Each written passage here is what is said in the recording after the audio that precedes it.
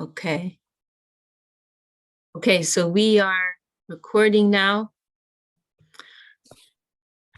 And we are in chapter 8 of the Bhagavad Gita, picking up from verse 16.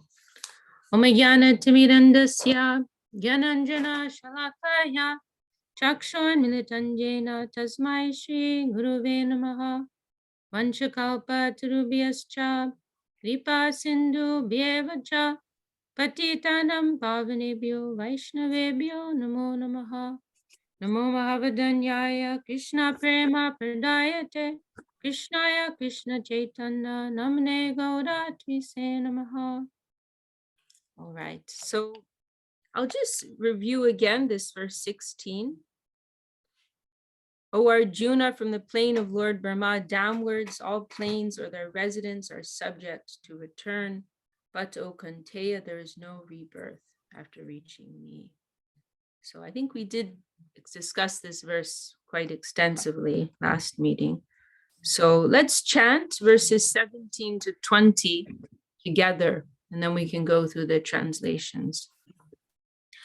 Sahasra Yuga Paryantam Ahayad Brahmano Viduhu Racham Yuga Sahasrantam Tehoracha Vidojanaha Avyaktad Vyaktaya Sarva Prabhavantya Haragame Vachyagame Praliyante Tatraiva Vyakta Samyake Bhuttagrama Sevayam Bhutva Bhutva Praliyate Vachyagame Vashaparta Prabhavatar Game Parastasmatu Bhavonyo Vyakto Vyakta Tanatanaha Yasa Sarveshu Bhuteshu Nashyatsu Na Vinashyati. Mohini, did you want to read those translations? You have your book in front of you. Mm-hmm. A day of Lord Brahma lasts for 1,000 Chatra Yugas, and his night is of the same duration. Persons who know this have the true conception of day and night. And yuga, one yuga or age, in the time calculation of the demigods equals the 4 yugas or 1 Chatur Yuga in the time calculation of man, or 4,320,000 years. With the coming of day, the universal progeny with their bodies, senses, enjoyable objects, and abodes are born of Lord Brahma in his waking state, and at nightfall they are again absorbed into Lord Brahma, who is known as the unmanifest. O Partha, the multitude of beings are helplessly subject to the law of karma. O Partha, the multitude of beings are helplessly subject to the law of karma, born again and again. With the coming of Lord Brahma's night, they are absorbed, and with the coming of his day, they are again born. But superior to this unmanifest, Lord Brahma, there is another unmanifest, and that existence is beginningless and transcendental to the perception of the living beings. He is not destroyed when all beings are destroyed. Okay, thank you, Didi. Does anyone have any thoughts, anything that comes to mind you'd like to share after hearing these verses? Gives you some perspective, doesn't it? Gives you some perspective. It causes us to zoom out, right? We're normally living, very absorbed in the midst of our immediate circumstances, immediate physical, objective experience. And we lose perspective, right? We disproportionately attribute significance, importance to our immediate experiences. But if we zoom out, get a real perspective, what is time actually?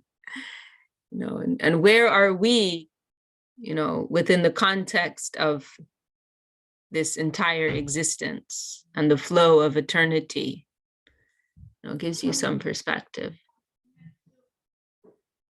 And it reminds me of Srila Sridhar Maharaj's comment, when he was asked, what does he think about the possibility of World War III? And he said, that is a point on a line and a plane and a solid, and we must try to live within eternity. We must begin to prepare ourselves within eternity, to live within eternity. To begin, we must prepare to begin living our eternal life. So Lord, and this Lord Brahma, right? We were discussing this last week, right? That,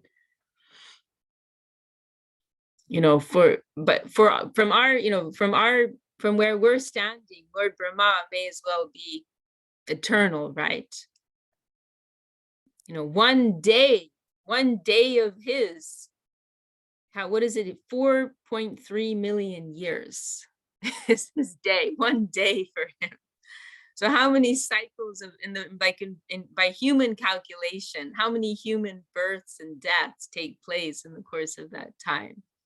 It will be very difficult to calculate that. Very difficult to calculate that. But it's all relative, right? And as we said, a mosquito lives for 15 days. To us, we are immortal.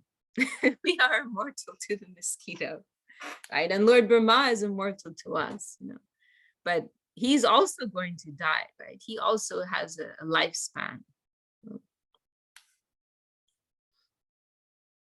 But it gives us some perspective, to zoom out. What we are going through now, it is one tiny blink, one tiny blink within the flow of eternal time.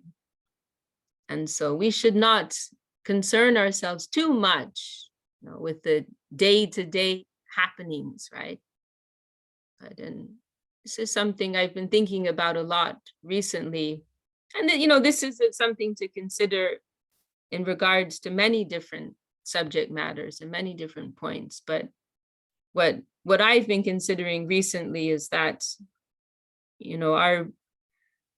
in the context of the running of a spiritual mission, that very easily the real purpose of that mission can be lost, and very, very easily it can become so many things. It can become a social forum, it can become a political forum, it become so many things, right?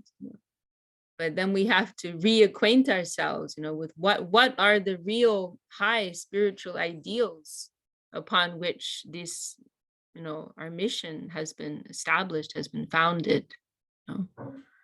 And I think of our Guru Dev, Srila Govinda Maharaj, and what was his purpose in founding this mission? What was his divine mission? Srila Govinda Maharaj, Srila Sridhar Maharaj, in founding this mission of Sri Chaitanya Saraswati Math. What was their original purpose? Otherwise we become imitationists, right? Just following the practices, going through the motions, but without really striving for that higher consciousness. And otherwise it's like we can become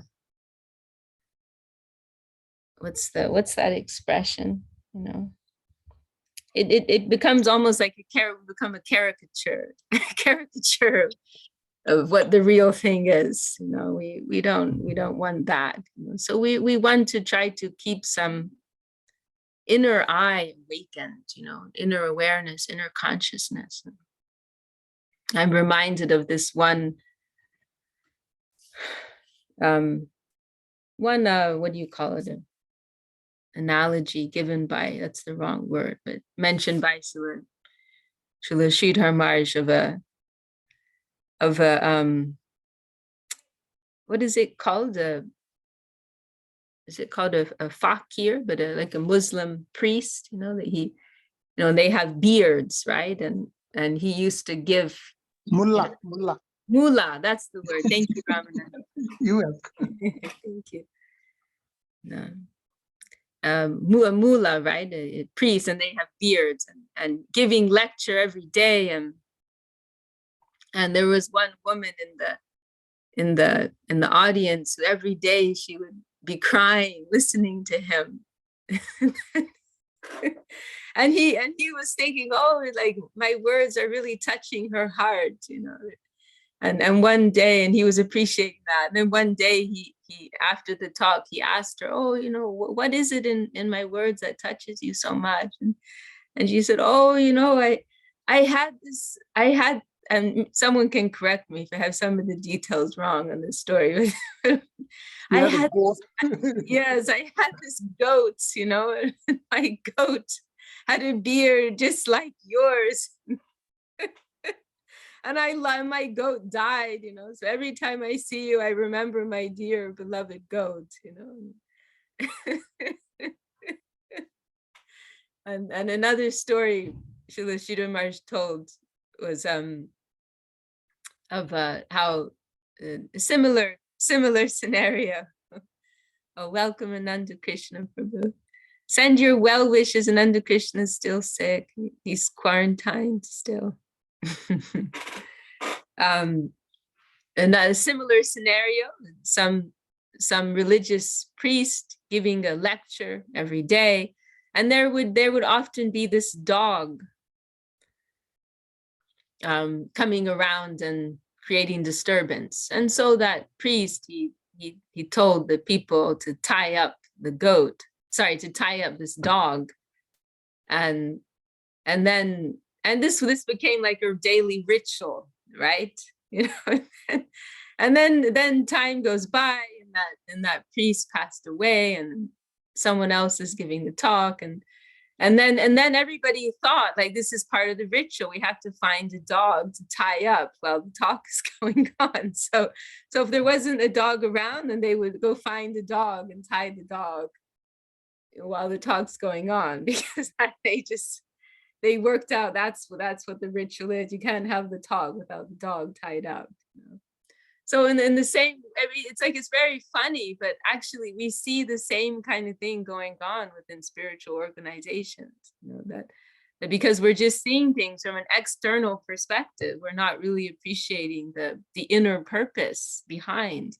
And it can all just start to become like a bad joke, and it start to become like a caricature of itself, you know. So we want to have this type of awareness, you know. We don't, our gurus do not want blind faith, you know. They don't want blind followers, but we want to try to, that doesn't mean that we want to be overly analytical, right, and questioning everything. We want to try to keep that inner eye awakened and have that awareness, and try to understand, right, what is the spirit of the law rather than the letter of the law, right? And understand how and why certain things should change on the objective side in consideration of the subjective purpose, right? So perspective, you know, this is a very valuable thing.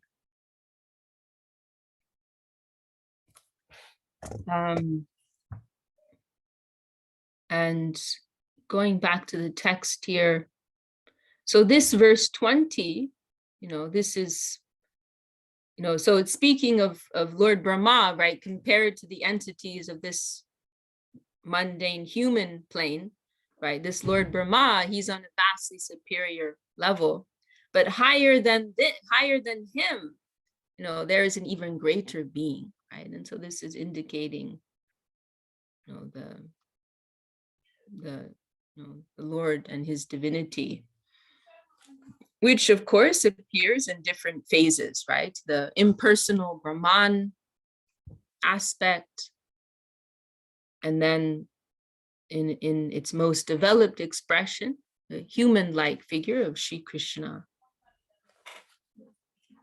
Okay, so we can go on. And anyone else want to add anything before we move on? And welcome also Kana Kalata, who's also joined us. We've missed you. Dandavat, I know you've been very busy over the last month. Great to have you back. Tuning in from Sao Paulo. I have something. Yes, please, Kandalila. Dhanyavad. So I would need your talent to help me articulate my question. I know I will try to make it a question, but I'm still grappling for what I'm really looking for an answer is that in so much I read so much about how we need to use our time and make the best of the time and realize there is no time. Oh my God, and I have to do all this service and I better do it now. There's all that stress about time and also in my BRG, I'm practicing to more like take my time, to not rush through things.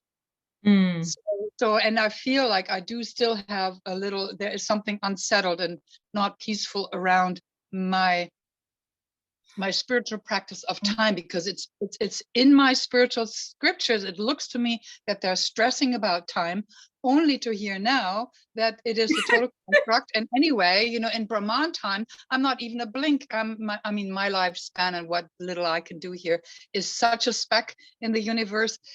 It does throw me off a little bit. So, and I would appreciate if you help me with what am I really asking? Well, I'll have to start with saying I just love what you said. I love that. I love that angle. And well, I mean, there are different things that can be said here. I mean, one point is that the human birth is rare. Chintamani says, hurry up and get to a timeless state. Jayadev, I love it.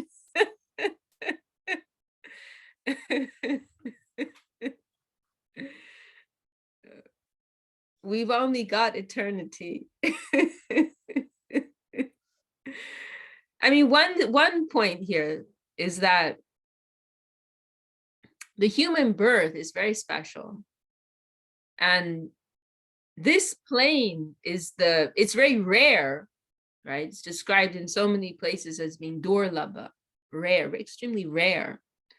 And it's also the door, because generally in the lower births, so this human birth, it's like the middle, right? There's the 7 upper planetary systems, there's the 7 lower within the mundane sphere, right? We had a geography lesson yesterday. We'll have to share that with you, Gangalila. We had a wonderful geography lesson in our Brahma Samhita class. We found this great interactive map of the Vedic multiverse. When is that actually? What, like, I don't see it's that. 9:30 on 9:30 on. We can maybe start sharing that link. Yeah, yeah. I'd be interested. Some days. We don't always share it because it's not at like an introductory level, so it's not necessarily for everyone, but everyone's welcome to join. So so we're told, right, that there are 7 upper planetary systems, 7 lower, right? And this Burloka, Earth, you are here, right? We saw on the map yesterday. And we're at the bottom of the upper 7. And so we're like pretty much right smack in the middle. And this Burloka, this earthly plane, is described as the door to exit the whole show, to exit the whole game. And that generally in the higher planetary systems, you're burning off good karma. And in the lower planetary systems, you're burning off bad karma. And it's that in this earthly plane where you have more freedom and you're incurring karma, and you have the freedom also to exit the whole show in the first place. So it's very rare. And and there are other points to consider too, that the upper planetary systems, they are very enticing. They're full of very subtle types of enjoyment, which are very attractive, very difficult to become free of. And in the lower planes, there's such denser, darker, grosser planes of existence that it's also difficult to practice spiritual life. So it is this human birth. And then even once you're in the plane of Bora Loka, to attain the human birth within that plane, that's also rare. You know, the Vedas describe 8,400,000 species of life, right, within this earthly plane, you know. And you have to, you know, work your way up to come to the human birth. So it's a very rare and precious thing, you know.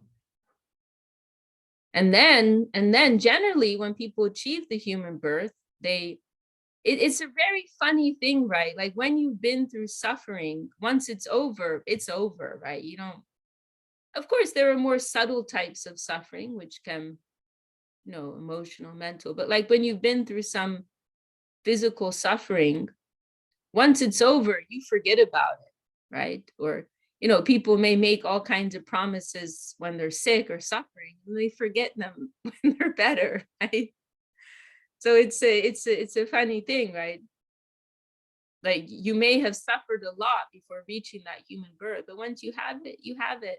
And then you just want to enjoy to the maximum, right? The human body is perfectly designed to enjoy, you know, to the utmost. You know, we're better equipped to enjoy than other species of life. So generally when people have the human birth, you know, you just want to enjoy to the utmost. So then like how rare is it to have, first of all, to achieve a birth in the earthly plane, then to achieve a human birth here, and then to have some sparking of higher consciousness. How rare is that? How rare is that? Like we've really narrowed things down here. So then if we've had that consciousness that there's more, there's something beyond, that we have a higher purpose, then do we want to throw that away? No, we don't.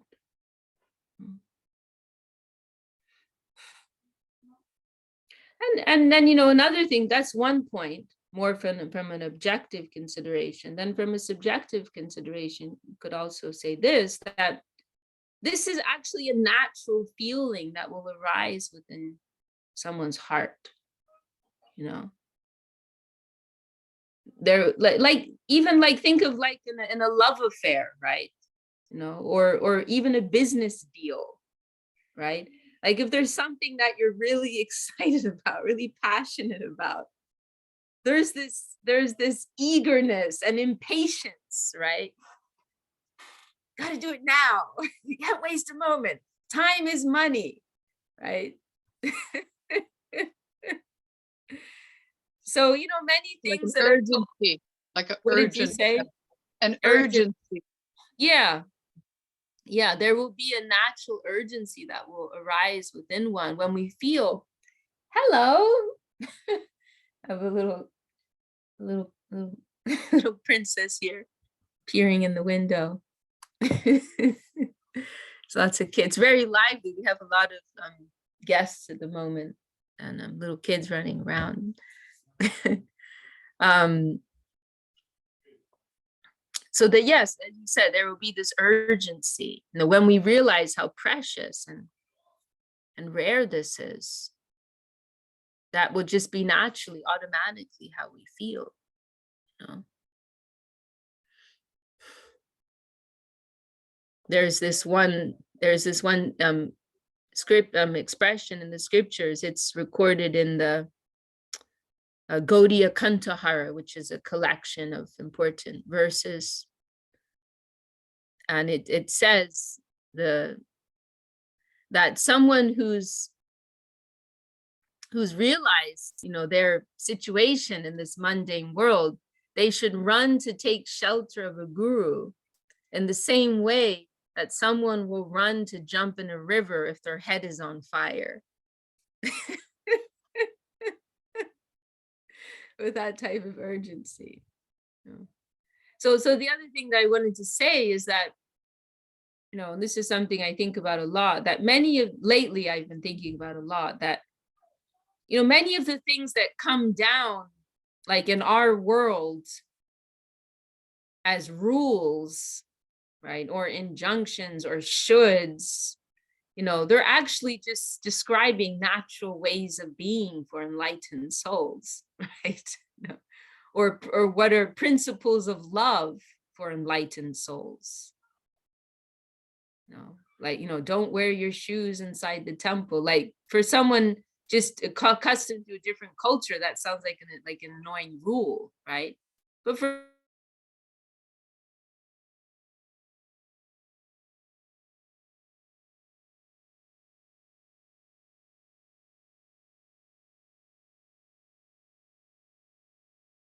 Oh dear, did Vishaka Duty freeze up, or is it just me? Yes, it did. Then So she Here froze too. up. I think froze up for everybody. Must be cold there in London. That was Jai Dave, my comedian, in my ear.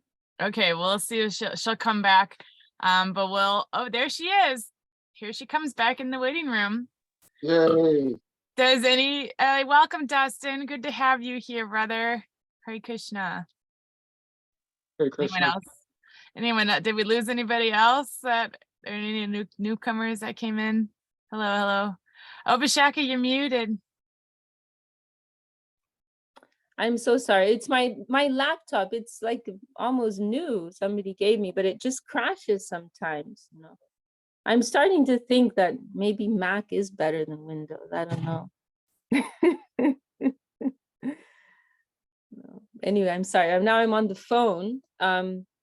So going back to what we were saying, so this example of wearing shoes, right? That for someone accustomed to a different culture, that may feel like an annoying rule. But for persons living on a more subtle platform, that's an expression of love. Actually, cleanliness is an expression of love. It's not about do's and don'ts and shoulds, but it's all about love, right? Offering, this is actually a very interesting point. Like many of the practices within Vaishnavism, right, within the devotional culture, they have two expressions. They have an expression as like Vedic rituals and shoulds, and then they have an expression as a loving offering, right? Like serving the deity, like the deity form of the Lord, as we do in our temples, right? That can be seen as a ritual, and that can be performed as a ritual. But it can also be thought of as serving food to someone that you love. Offering flowers, just like you might offer flowers to your mother or your friend or your lover. So offer flowers to the Lord, right? All of these things, they have their original expression is one of love. But because we're so far removed from the significance of that, right? Because we're in this conditioned consciousness, because we're identifying with the spirit of selfishness, and we're so far removed from our loving relationship with our divine source, right? Then it comes down to us in a different way. And it may sometimes need to be presented to us in a different way. But the original expression of these things, it's all about love. That's all that it is. So then, these things, don't waste your time, that's just what you'll naturally feel.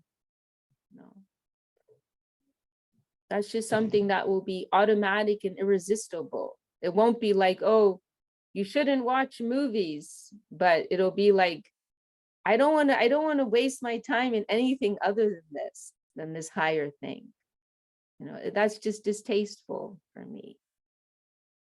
That's really what Krishna consciousness is about. It's the natural attraction of the heart. So, I can also add on to that we don't need to force anything. If we're not feeling that urgency, then what we can do is try to maintain our connection, and we can pray to the Lord. We can pray to Guru, pray to the saints. Please give me that urgency. I don't have it. I don't want to pretend that I have it too. That's not helpful, to be artificial, to be fake. That's awful. We like real people. Our Guru is like real people who have no show, who are just naked about who they are and what they are. And if we're pretending to be something before we actually are, then how are we actually going to be able to get there? We can't. How can, like one nice expression Srila Sridhar Maharaj uses, how can you wake someone up who's pretending to be asleep, right? So like if we're pretending to be something, then how are we going to move forward from there? So we don't need to do that. We don't need to artificially, force ourselves to be or a certain way or practice a certain way. We want to keep some minimum standard out of respect, right? And we want to maintain our connection at all costs. And we can pray, please give me that higher taste. Give me that feeling of urgency. Give me that hunger, that lolium, right? Tacho lolium, apimulium, ekalam. And of course, the best way to do that is to associate with those who have that. And hearing from them, our perspective will change. And we'll begin, some shift will start to take place, and we'll start to review and reassess everything in our lives and reassess our priorities and so on. We'll start to hear and feel, another way of being. So, and sometimes, the best we can do is just hang in there. Try and be ready for when that grace will. One thing I was thinking about yesterday is that, like, this is an interesting way of kind of reframing this whole discussion, that you can't really feel that urgency until you've had that higher darshan, right? And we can't blame anyone, we can't blame ourselves if we haven't had that darshan, right? If we've had that darshan, if we've had that higher vision, if we've been granted some higher revelation, then we cannot but feel that urgency, right? And if we see there are others who don't have that, we can't blame them for that, right? And if we don't have that within ourselves, we also can't blame ourselves for that, right? It is my misfortune. I haven't had that I haven't been given that darshan. No, and I can pray to have that. Because really, real Krishna consciousness moves on this principle, on the basis of attraction, right? So if we've had some revelation of higher beauty, of the beauty of Krishna consciousness, our heart cannot but be attracted irresistibly to that. And this feeling of urgency, desperation will come as a result of that. So we're praying for that darshan. Actually, I'm so happy that I said that. Now I'm reminded of a beautiful verse. It's starting to all click together now. There's this beautiful verse by one of our Vaishnava saints, Bilva Mangal Thakur. And he's saying, Srila Sridhar Maharaj includes it in his Prapana Jivanamrita. And he's saying that if I had real darshan of you, he says, if I had a higher level of devotion and I had a real higher darshan of you, higher vision of you, then automatically, he's referring to these ideals which are mentioned in the Vedas. Of most of you are familiar with dharma, artha, kama, moksha, right? Dharma is referring to, generic religion, duty, artha, wealth, kama, sense pleasure, and moksha is liberation, freedom from the entanglement of this world of samsara. So he says, if I'd had true vision of you, if I was a real devotee and I had true vision of you in your divine Kishore form, your divine youthful form, then this Dharma, Artha, Kama, Moksha, they would be waiting on me. They would be waiting to serve me, like my least purpose. Like, what to speak of being, having possession of these things. Normally, everyone in this world is waiting. They're fighting, sometimes killing for these things, right? Striving so much of these things. But he's saying, if I were a true devotee, these things will be waiting to serve me at a respectful distance. And this moksha, mukti swayam mukli tanjali sevate sma, that Mukti Devi, the goddess of liberation, she would be waiting to serve me with folded palms. So the idea is not that he's striving for these things that he wants, but he's saying that this would be a symptom of having had true darshan. I had a real connection with you. Then everything else would follow behind that. So similarly, right? If we had true darshan, if we've received real revelation of a higher standard, then automatically we would feel, I cannot waste a single moment, right? And anything else. So then we're praying for that, may I be touched by that higher touch. May I be graced by that higher touch, by that higher darshan. To the point, that everything else disgusts me. There's another verse of, it's in our Archan Khan, maybe it's Gopal Bhatta Goswami. I can't remember the Sanskrit right now, but it's saying that, in the same way that like a young boy and a young girl, they can be so obsessed with one another, right? In their attraction. I want to have this type of absorption in you, like to the point that I'm disgusted with everything else. Everything else is so far away. Like I want to have that intensity of attraction for you, my Lord. I'm praying for that. That everything else feels so meaningless and unappealing to me.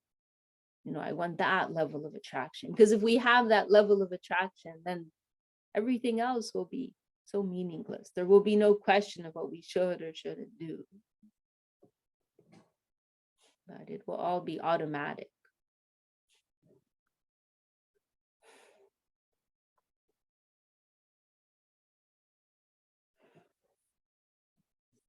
Any other comments from anyone? Gangalila, what are your thoughts? I feel thank you so much. I feel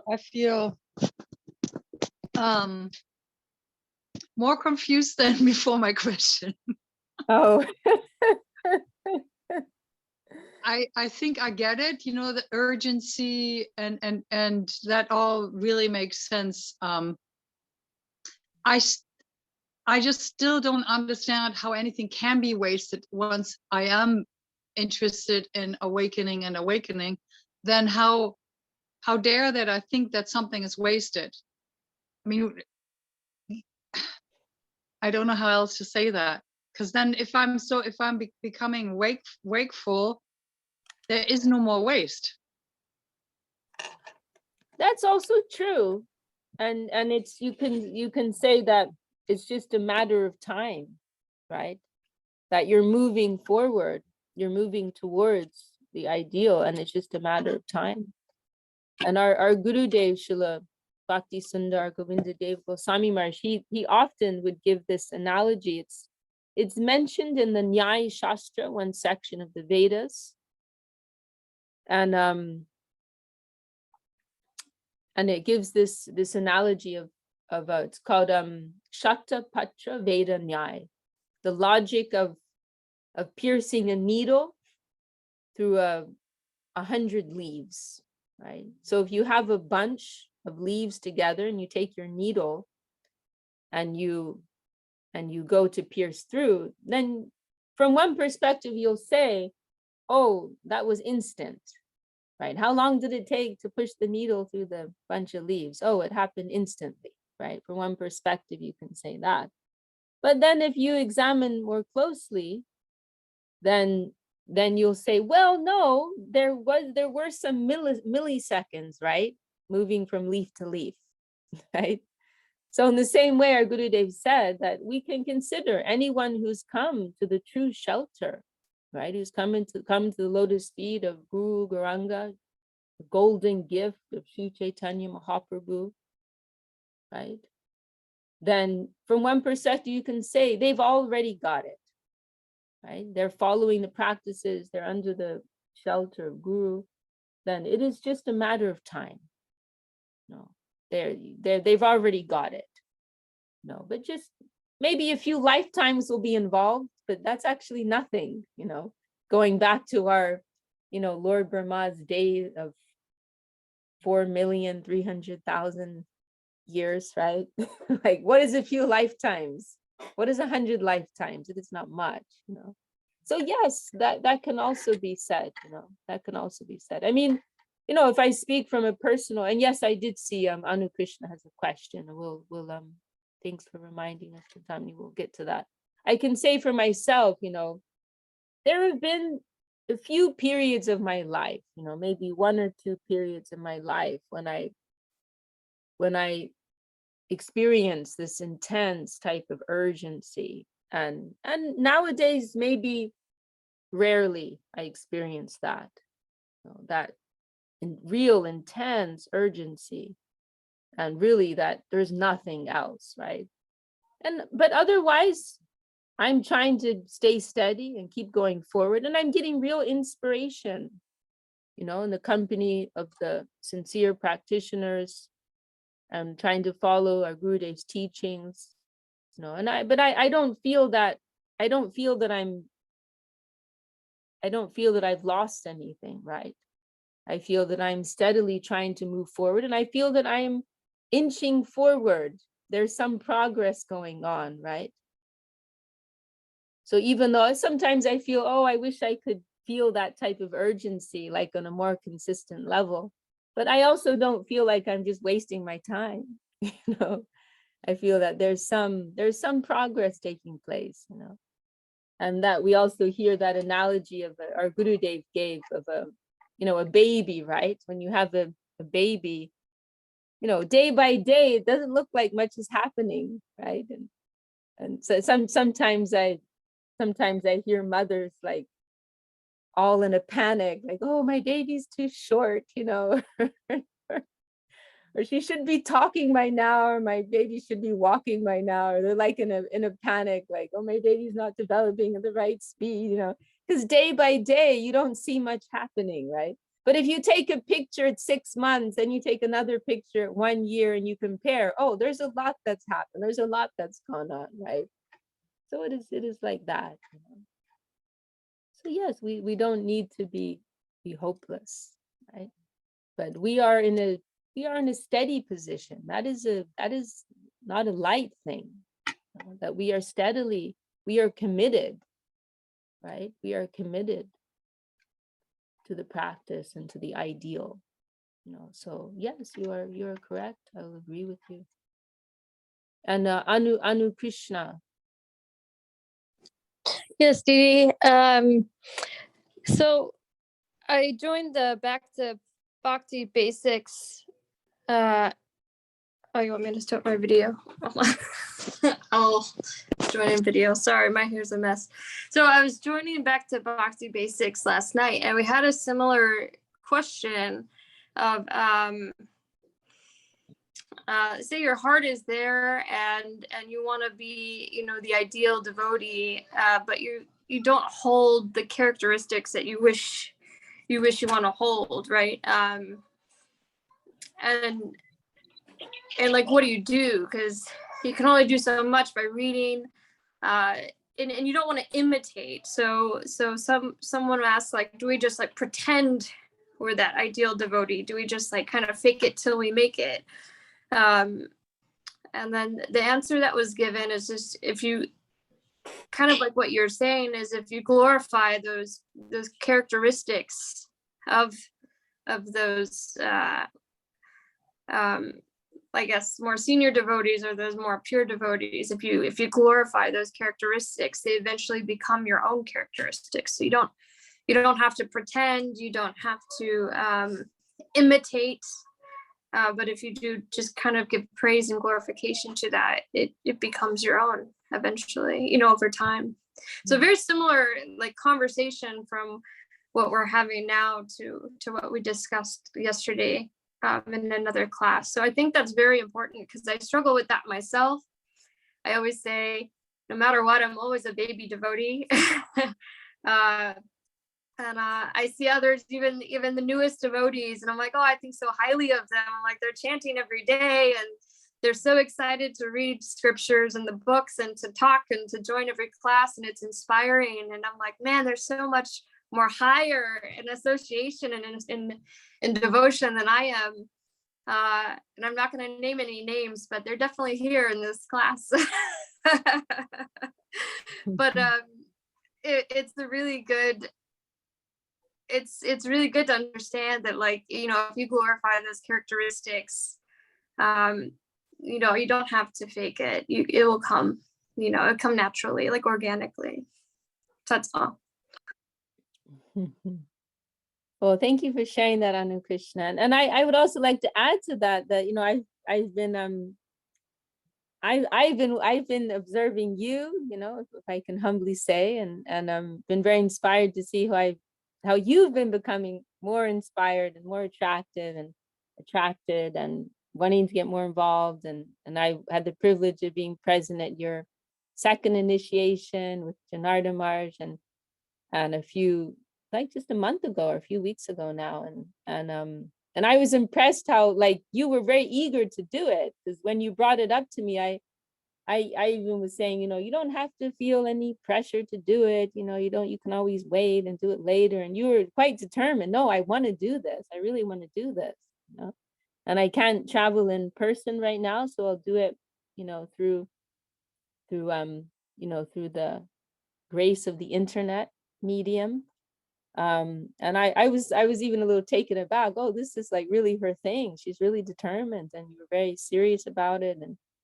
And now you are giving shelter to our beloved brother Dulal Prabhu, and you're like practically opening your own ashram there. So I've been very inspired to see you becoming more involved and more inspired yourself. Well, we're just about coming to the end of our meeting today. Does anyone, if my time is right, I get very confused with times and time zones and everything sometimes. Does anyone want to share any final words? Wow, beautiful group today. We've had a few others join us. Dustin is with us, and let's see who else has joined us. Any final words from anybody? Chintamani Devi, should we turn things over to you? Thank you so much, Vishaka Didi. I have us marked off on ending on 20, verse 20. So we did 8:16 through 8:20. So we'll start up on text 21 next week. And one announcement we have is we will be not having the Zoom when Vishaka Didi is leading pilgrimage to India. So we'll keep in touch with everyone via our WhatsApp group, our BhaktiNet WhatsApp group. So thank you so much, Vishaka Didi, for giving us the time and wonderful teachings available here every week. And any other last contributions are welcome before we close. Well, it's always a privilege, Chintamani. I'm grateful to you for so steadily and joyfully hosting and taking care of everyone so beautifully. You're our mother hen. Well, if no one else has any other thing to say before we end, should we